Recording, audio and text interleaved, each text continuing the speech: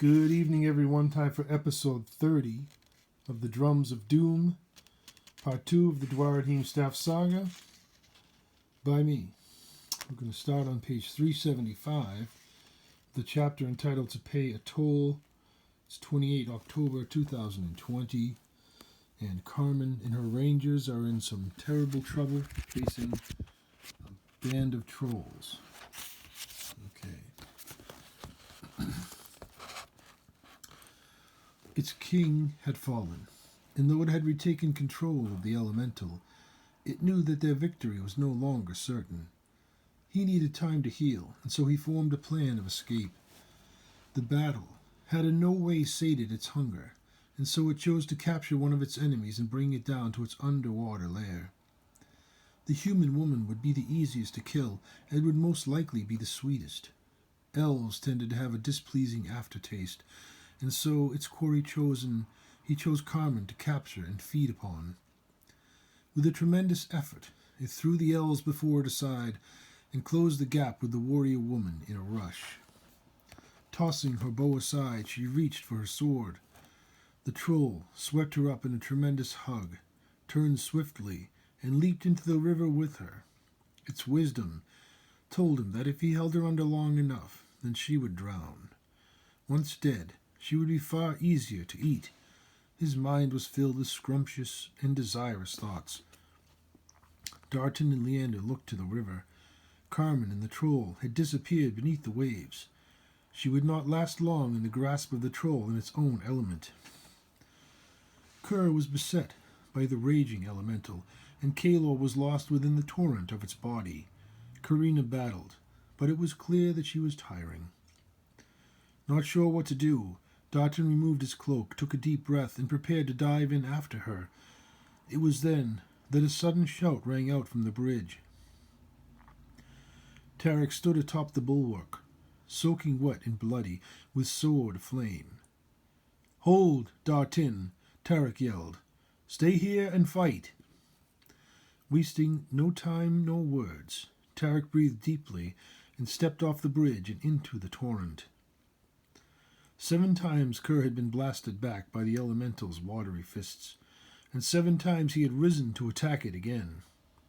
His body ached everywhere, battered and bruised as he was, but he somehow sensed that the spirit's resolve was weakening, and the one who had summoned it was dead. Feeling that his victory was near, he began a battle chant of his people: rocks of granite, anvils of iron, and hammers of steel. Corin Koth is again Kuraragoth.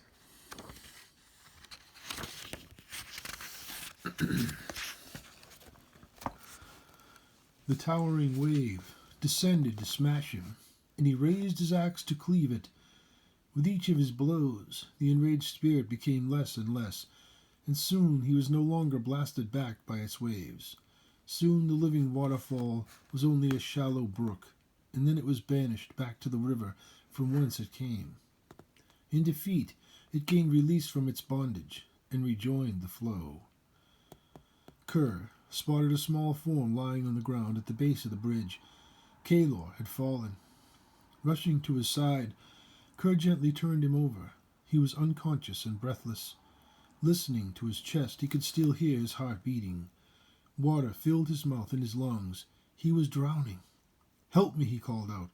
Rolling Kalor onto his stomach, he pushed down on his body in an attempt to clear the water from his lungs. "Come on, Kalor," he called, but he knew nothing of rescuing a drowning man, and their battle was still joined. Karina pressed her attack, but the troll's leg had nearly reformed, and its severed limb was growing another troll all its own. Darton and Leander hacked at the regenerating limb, Darton's sword blade burning brightly again. Dow had summoned his power. Waiting for his wife to stand clear, he arched his bolt of lightning down, and the troll was struck. His bolt was so powerful that the opposite wall of the cave was singed. The troll collapsed, its life spent, but still its body strove to heal itself. Working swiftly, Darton put fire to the carcasses until no part of its bodies remained unburned. Rushing to the river's edge, they prepared a rescue party. I'm the best swimmer, Leander said. I'll go with you, Dartin replied. No, said Karina. Kalor needs your help now. I'll go with Leander. Not without me, Dar vowed. The river is swift, Kor said. You might not be able to make it back. We have to try, Leander said, removing their heavy gear. They prepared for the plunge. And on the next page is a little sketch I did long ago to help me imagine the scene. So we get Dow, and Kalor, and Kerr, and Tarek, and the troll. The evil troll at the end of the bridge. Okay. Kind of like how the bridge came out. But anyway, that's some of my artwork. Alright. One-Eyed Jacks. Just a moment, lads, the old gnome said. My story weighs heavily upon my mind, and I need a bit of smoke to calm me. But what happened to Carmen? Polly asked. His audience looked at him intently, anxiously awaiting his continued story, for surely he wouldn't stop now and leave them all hanging so desperately. Well, my friends, Kalor said, it is a long tale, and it happened so long ago that I will need another witness to tell it fully and do justice to those who sacrificed so much.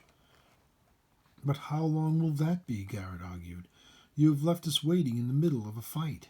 Oh, it won't be long, because the other witness is already here. But where? Eric asked. Here, a scarred old veteran answered. They turned in surprise. A stout-framed mountain dwarf had somehow came upon them unawares, wearing a short sword at his waist and carrying a shining broad dwarven axe that was strapped across his back shield-like. With a pained movement, he pulled his wide girth onto the vacant stool next to Garrett and helped himself to some of the young man's ale. It was a black time for us all, he began.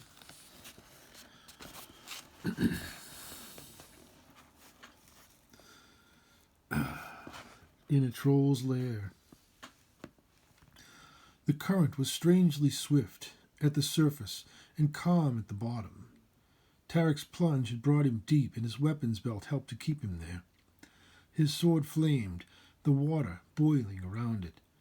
Its fire was a beacon in the murk, and he used it to light his way. Swimming near the bottom, he could see the stripped carcasses of the trolls past meals. Vacant eye sockets stared at him from countless skulls. Animals, elves, and men. The troll's hunger kept no favorites. If any being was a true monster, it was the terrible troll. Searching quickly, he scanned the riverbanks. He was strong, but the battle had taken his wind, and he would need air soon. Almost desperate, his mind was tormented by visions of what could be happening to Carmen, but he was, if anything, lucky, and he soon found the black gaping maw of the troll's lair. Swimming for it, he saw that it first dipped down and then rose again into some underwater cave. He was torn between going back up for fresh air or risking the cave and praying that it wasn't flooded. Carmen's life hung in the balance, and an instant could mean life or death, and so he chose the cave. Carmen had been taken by surprise. Held fast by arms as strong as a cave bear, she struggled valiantly, but she could not free herself. Kicking and screaming, they went into the river anyway. Cold and dark, the troll swam deep, its webbed feet propelling them easily. Helpless to act, she was at the mercy of the fates. Her mind rebelled, for certainly this was her last battle and her last day among the living. She had survived dozens of deadly conflicts, but there had always been fellow soldiers at her side. Now she was alone, her hands on the hilt of her sword, and yet unable to unsheath it. Trapped in the hands of a monster beneath the waves of a raging river. She should have quit, allowing terror to take hold, but the calm planning mind of the soldier within her quickly took over. Thinking with amazing clarity, she had taken one last breath before the plunge. With it, she said, Dar Croth, and her helm was instantly sealed, filled with precious air to breathe, even underwater.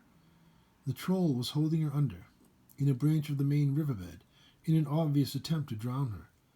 Playing along, she struggled hard for a while, and then less so, until she finally went limp. In the murky waters, the troll would never be able to tell that she still breathed. Her hands were trapped on the hilt of her sword, but the way that she was held, she still couldn't free it.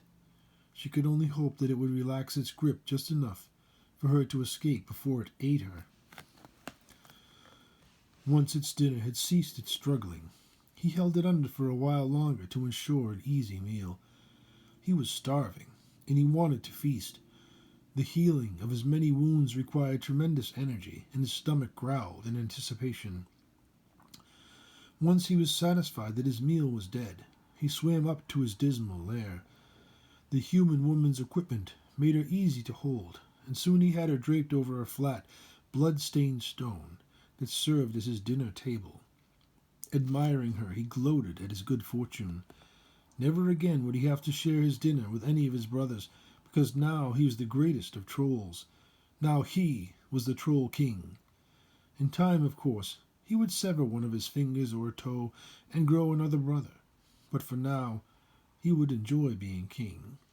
Tasty, so tasty, he said, bubbling spit.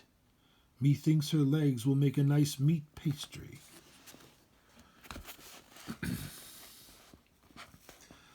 The Drums of Doom. The Red Orc's pyramid fortress was the culmination of over a century of slave labor and remarkable Dragonian engineering. Built upon the foundations of an ancient city, it rose to a towering 1,000 feet in height and commanded an absolutely dominating presence for miles around itself.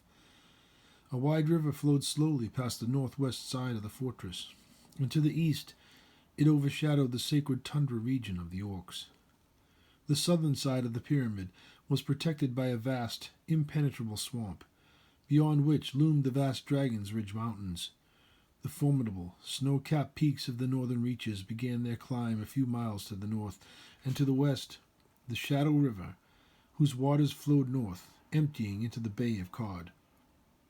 The new village of Bargrim Neck rested at the base of the northern mountains and served as a trade center between the sea, the fortress, and the numerous tribal settlements of the Red Orcs.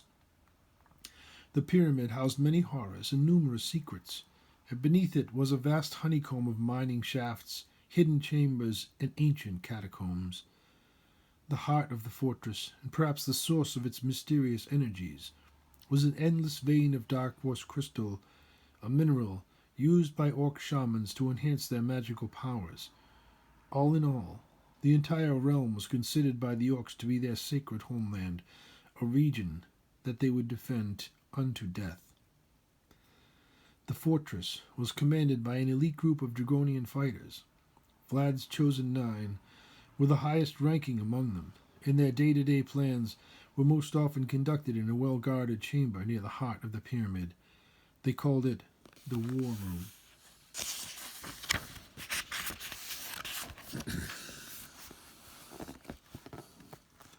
The floor of the chamber was over 60 feet square, with a high arched ceiling that rose to more than 40 feet in height. Well tiled with marble, the artistry of the walls reflected the multiracial nature of the garrison. Battle scenes depicted ancient Orcan heroes, as well as goblin kings, giant lords, and Dragonian gods of war. A great round table, hollow at its center, commanded much of the room, and chairs of varying sizes encircled it. The room's 2 doorways were massively constructed and well hinged, more than tall enough to accommodate the height of a giant, or even a titan. Bookcases lined much of the walls, and these were filled with scrolls and historical works from around the world. The war room was often visited by the garrison's leaders, especially with the spring thaw coming and the promise of war. But on this day, there were only 2 occupants within its confines. Andriel Denorum leaned over a detailed schematic drawing of the pyramid's lower tunnels. Dressed in her field uniform, her high riding boots, green leggings, and black tunic were immaculate. Her officer's sword hung over her left hip, its gently curved blade well housed in a scabbard of gold. with a well-guarded hilt cast in silver. Her arms were bare and damp, with the sweat of recent exertion. Her face was fair, but hardened by military service, and her hair pulled back tightly in a long ponytail. Her dark eyes studied the maps laid out before her with unmatched intensity, and Elric, her second, assisted her. Dressed as she was, except for the sword, he carried his wizard's staff instead. Tall and twisted, it had been meticulously carved from briarwood and then ensorcelled. Outwardly, it looked like little more than a well-carved walking stick, but as sorcerers' staves went, it was one of the most powerful in existence. Tall and lean, with soft cheekbones and a regal jaw, his own hair was short and well-barbered, an unusual style among the Drakkar Noir. His blue eyes were inquisitive and sparkling with intelligence. His comrade's sex appeal did not go unnoticed by him, but his respect for her leadership and capability went far beyond his own personal desires. Their friendship was open, full of care and understanding, although Andriel had similar feelings for him. They both knew each other too well to risk an affair so close behind the heels of war. If anything, their realization had brought them closer together than ever, and to those around them, they seemed more at ease than a married couple. Their feelings aside, their military bearing was unquestionable, and they never rested until their missions were successful. They had spent countless days planning for the arrival of their long-awaited guests. Their engineers had installed defenses at critical access points and sealed off carefully selected tunnels with walls of stone. "Everything is now in order," Elric said, tapping his left index finger excitedly on the map. "We shall soon meet these vermin. And the field commanders have been drilled to their limits and beyond," Andriel said. "We are ready," replied Elric. "When Carmen's rangers enter the lower levels in search of the staff, they will be systematically led into an inescapable trap. The deep mines beneath the fortress can be accessed by numerous tunnels. We have sealed off the most vulnerable among them and protected the remaining ones with heavily armed patrols. The main passage will be left unguarded," Elric continued, "and through it, the vermin will certainly attempt entry. Neither knowing where they are nor what they might face, they will undoubtedly send a scout ahead, and he will choose the safest route." "I have foreseen our success," Andriel said, "but my visions don't reveal everything. It will be interesting to discover just how they will react to the ever-changing dangers that they will soon face. Countless times they have shown their ingenuity and survived where few other mortals could. When their presence is discovered, our scouts will rush to inform us, and then we will slowly tighten the noose until no chance of escape remains. And then we shall offer them the terms of surrender, and if they refuse, we shall attack them until they are subdued." Within minutes, Elric described, his hands tracing the outline of their trap on the map, "we shall seal off every adjoining passage and room. No one will escape. It is a trap meticulously laid and perfectly planned. Now let's go over it all again, one more time." Okay. Steel cage match. Fire burned within Tarek's breast, warrior's blood churning in his veins. His anxiety was unbearable. His underwater search had long since used up all the air in his lungs, and his body ached for it, almost as much as his spirit needed to find Carmen alive. He did not know how he could feel so much for a human woman, but in the very midst of the heat of battle, wrapped in the chilling embrace of the river, it did not matter. Ahead of him, near the end of the underwater tunnel, he could see a faint light, one that he hoped would reveal her. In the span of 3 desperate strokes, he broke the surface and gasped for breath. His second inhalation ended with his battle cry, and his words did not echo the name of his god, nor some heroic challenge. His only cry was for Carmen, and lo! The troll did cry out an ugly roar all of its own, and with his enormous bulk, he sought to bear down and crush his new foe.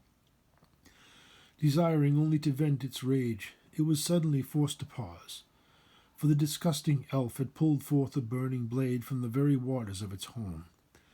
Where its flame met the water, steam erupted, and the troll then knew that any wounds that it received from it would be very slow to heal.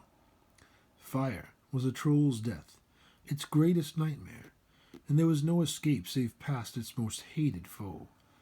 Hungry trolls could be counted among those things most terrible in the entire world, but more horrible still was a troll cornered by fire.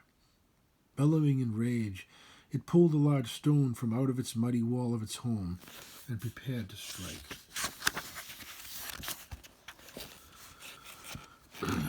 One-eyed Jacks. You can imagine our frustration, Kerr said, looking into the waters, looking for any sign of our friends. We were all hurt, exhausted and desperate. Every second seemed like an eternity. Dartin was working urgently to save Kalor, while Leander, Karina, and Dow were removing their heavy gear in preparation for their attempted rescue.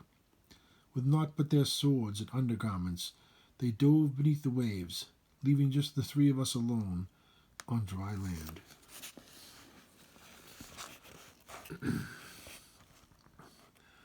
Rangers lead the way.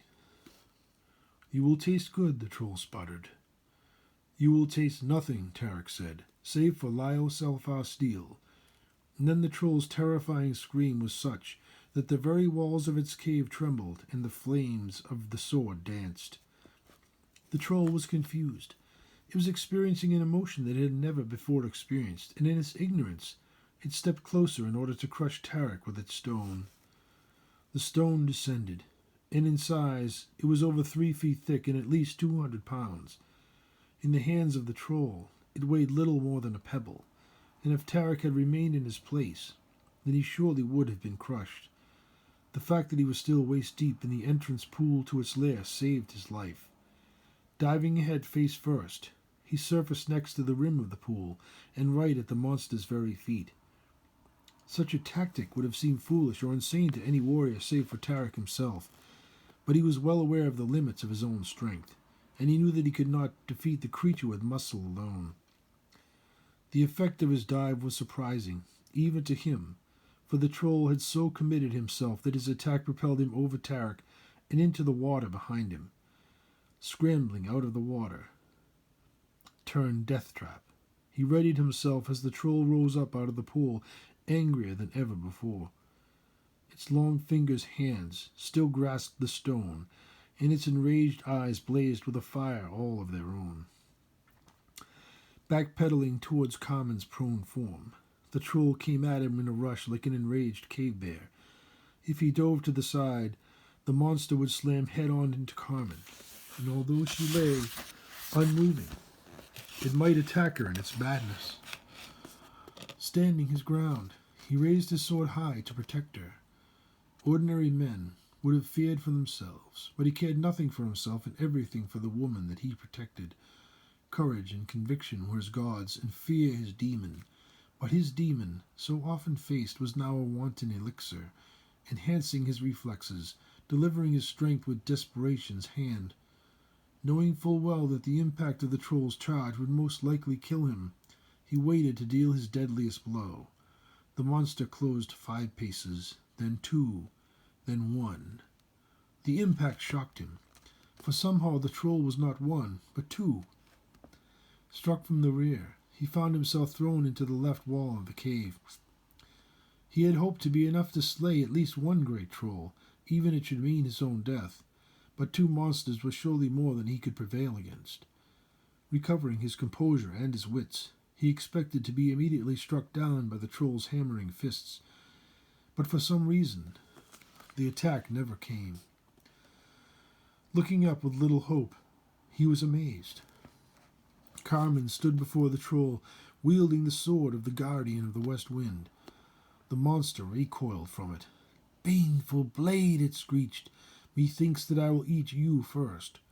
Her cut was her answer, and it countered with a sweeping backhand filled with stone. Ducking backward, it struck her a glancing blow. Tucking into a roll, she tumbled further and quickly regained her feet. "Are you waiting for an invitation?" Already on the move, he was then beside her, wielding flame. The troll was still a terrible enemy, even against two. Its attacks came with an animal's natural speed, and it felt not the wounds of the woman, only those that were made with flame.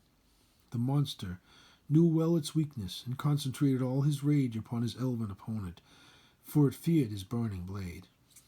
He would ignore the woman and crush the elf's skull with his rock. Then he would finally be able to finish his meal. Only now he would prefer to eat her slowly, and while she was still alive. The boulder descended. Flame rose to meet it, and the rock sailed harmlessly past him, with its clawed hands still attached.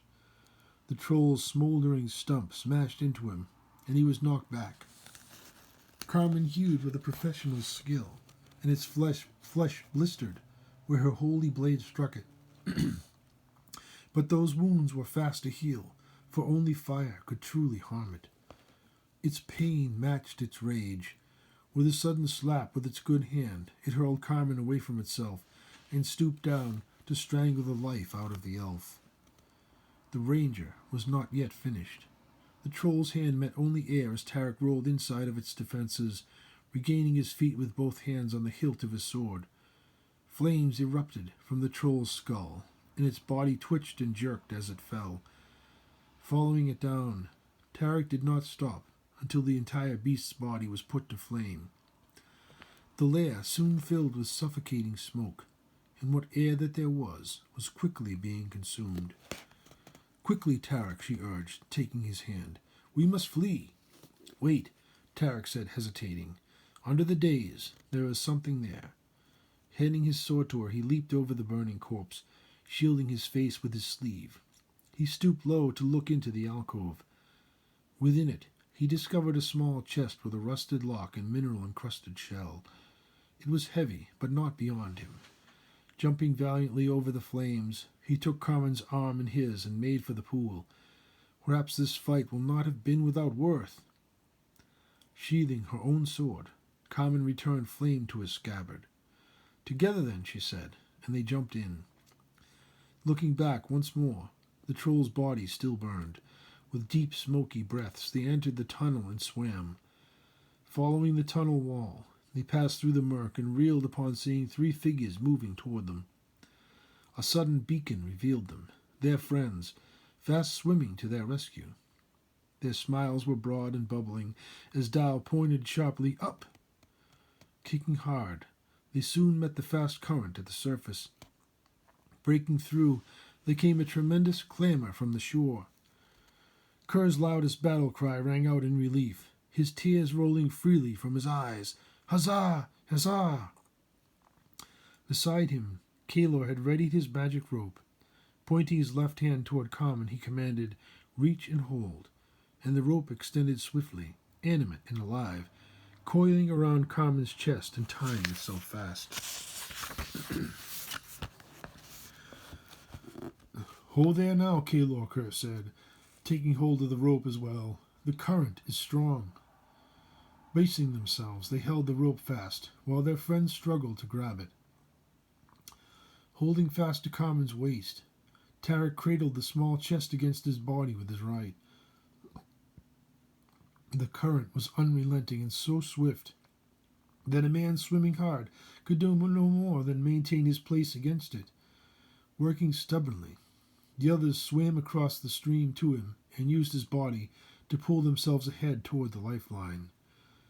Lending his strength to the line, Dartin stood upon the shore, and together they began to haul their friends in. One by one, with the help of Kalor's rope, everyone made it back to dry land. Exhausted, they lay down on the stone and rested for a while, as if the mithril ore beneath them was the softest down. "Kalor," Karina said, "you look none the worse for wear. Thanks to Dartin. It's good to have you back, priest. I much prefer the man in you." "So do I." "We should leave this place," Carmen urged. "I still have a bad feeling about it." "We have yet to cross the bridge," Dow said, "but perhaps there is time enough to see what's in that chest of yours." "Kalor, take a look at it," Carmen urged. "Everyone else, fill your canteens and prepare to move out." Tarek drew his blade on a whim, and the flames immediately erupted from it. The sword blazes still. as if danger is near. Maybe there is a fourth troll, Dow reasoned, one that we missed. I sense an evil presence, Carmen warned, but not as powerful as before. Then we had best get going, Kerr advised. There's no sense in staying in harm's way. Tarek, Leander said, your sword earned its name today. I have thought of adding to it, Tarek replied. Raising his sword above his head, he declared, on this day I rename you Alfar Astru, Elven Star, and to our enemies, Flame. Blazing harder still, it seemed as if the sword itself was pleased. I have it, Kalor said excitedly. Prying open the lid with the point of his knife, the troll's treasure was revealed. A handful of gems, a scroll, 2 corked vials of liquid, a wand, and a strange ring. Pack it all, Kalor Carmen ordered. You can study it when we find a safer place to camp. Let's move out. Hefting their packs, they quickly crossed the bridge, ever ready for battle, but nothing stirred. The path continued on beyond it, finally narrowing until the cave was behind them, and naught but a narrow, twisting tunnel remained. Flame still warns us, Tarek said. We must be on our guard. Walking close beside Carmen, he placed his hand upon her shoulder. I thought that we had lost you. My helm kept me from drowning, but I couldn't free my hands or my sword. Without fire, I knew that I was going to die. It was my faith in you that gave me the courage to play dead. Walking together, no more words passed between them for some time. She was alert, but her mind was fast considering the 1,000 emotions that were sweeping through her heart like a whirlwind. Her sisters had often spoken of love, a luxury that she believed would never be hers. It was completely impossible, but it had happened just the same. She had a hero. Down and down, deep beneath the river's edge, in a small, smoke-filled cave, beneath the boulder that weighed over 200 pounds, something stirred. Okay, that's where we'll end episode 30, near the bottom of page 391. Hope you enjoyed the reading. And as always, read the Duaredheim Staff Saga, Kerr's Rage, followed by the Drums of Doom, The Last Admiral, and The Ice Moon, by me. Thank you and have a great night.